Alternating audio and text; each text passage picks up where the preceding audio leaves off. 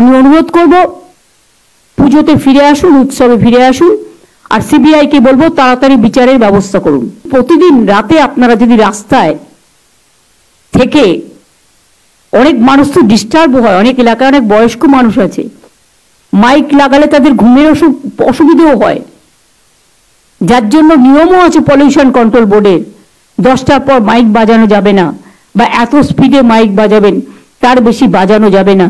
তা সত্ত্বেও আমরা সব ছেড়ে দিয়েছি। 1 মাস তো হয়ে গেল, আজকে 9 তারিখ, 1 মাস 1 দিন, 31শে মাস গেছে। আমি অনুরোধ করব পুজোতে ফিরে আসুন, উৎসবে ফিরে আসুন, আর সিবিআই কে বলবো তাড়াতাড়ি বিচারের ব্যবস্থা করুন। এটা তো এখন আপনাদের হাতে, আমাদের হাতে নেই। এখন সাজা পুরো সিবিআই এর হাতে। আসল কেসটা করুন।